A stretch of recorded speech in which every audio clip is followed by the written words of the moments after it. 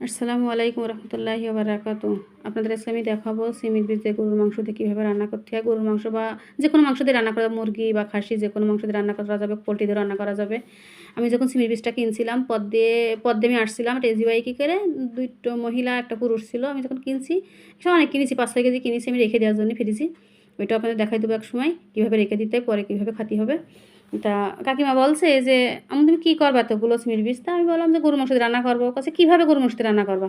তা আমি তো ওইভাবে বুঝতে পারলাম না সেই সময়। তাই কাকিমার উদ্দেশ্যে বেশি আমি জিনিসটা দেখাচ্ছি আপনাদের। ভালো লাগলে আপনারাও রান্না করে খেতে পারেন এটা, বা ট্রাই করে দেখতে পারেন। অনেক সুন্দর হয় রান্নাটা। প্রথমে সিমের বীজটা বেছে নিয়েছি, তারপরে আদা, রসুন, পেঁয়াজ সুন্দর করে কেটে নিয়েছি, একটা টমেটো কেটে নিয়েছি। ব্লেন্ডারে আমি পেঁয়াজ, আদা, রসুনটা বেটে নিয়ে আসিছি ব্লেন্ডার দিয়ে। এবার কড়াইতে একটু তেল দিয়ে সামান্য পেঁয়াজ দিয়ে দিয়েছি কিছুটা, দিয়ে এটা ভাজা ভাজা করে নিয়েছি। ভাজা করে নিয়ে সুন্দর করে ভাজা করে নিয়েছি, লাল লাল করে। এবার আমি ব্লেন্ডার করা আদা, রসুন আর পেঁয়াজের পেস্টটা দিয়ে দিলাম, দিয়ে সুন্দর করে কষাই নেব। কষাতে আমার একটা সিক্রেট মশলা আছে। প্রথমে ঝাল দিয়ে দিয়েছি, তারপরে সেই সিক্রেট মশলাটা এই যে লবণ দিয়ে দিয়েছি। সিক্রেট মশলাকে গরম মশলা বলি আমরা। ওইটা দিলে ধনিয়া, জিরা গুঁড়া দেওয়া লাগে না, ওইটাই হয়ে যাবে, অনেক স্বাদ লাগে। 1 চামচ দিলে বেশি দেওয়া লাগে না। কষাতে টমেটো দিয়ে দিয়েছি। টমেটো দিয়ে একটু হালকা নাড়াচাড়া করে নিয়ে গরুর মাংস দিয়ে দেবো। ধুয়ে রাখছিলাম গরুর মাংস, অনেকে মুরগি দেখাতে পারবেন, খাসি দেখাতে পারবেন, কোনো সমস্যা না।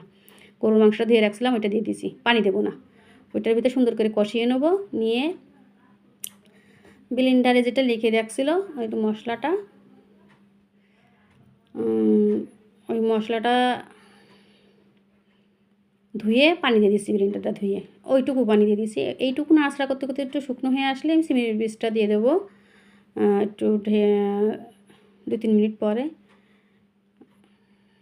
সিমের বীজটা দিয়ে দেবো। আর সরি, আমি আপনাদের আলুটা কেটে দেখাতে পারিনি। একটা আলু 8 ভাগ করেছি, 2টা আলু এর সাথে দিয়ে দেবো একসাথে, দিয়ে পানি দেবো না, ওইভাবে কষাবো আমি।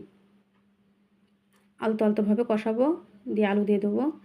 দিয়ে আলু দিয়ে সুন্দর করে অনেকক্ষণ ধরে কষাই নেব। কষাতে যখন তেল উঠে যাবে সেই সময় পানি দিয়ে দেবো। আমি হলুদটা আগে দিয়ে নিই। আমি সবসময় রান্নার মাঝে করে হলুদটা দিই। আমার বাসায় তৈরি করা হলুদ, আমি নিজে হাতে করে বানাইছি। এই হলুদ বেশি দেওয়া লাগে না। আমি ঝোলের পানি দেওয়ার পরে হলুদটা দিয়ে দিয়েছি। হলুদ যদি আগে দেওয়া হয়, হয়তো বা অনেকে বলে না, অনেকে জানে না যে কড়াই আগের থেকে মশলার ভিতরে হলুদ দিলি কড়াইতে মশলাটা লেগে যায়।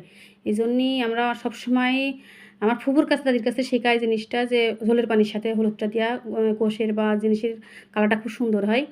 কষাতে যখন পানি চলে আসবে, একটু কম হয়ে যাবে, সেই সময় নামায় ফেলতে হবে। তার আগে একটু দেখাতে পারলাম না আপনাদের, সরি।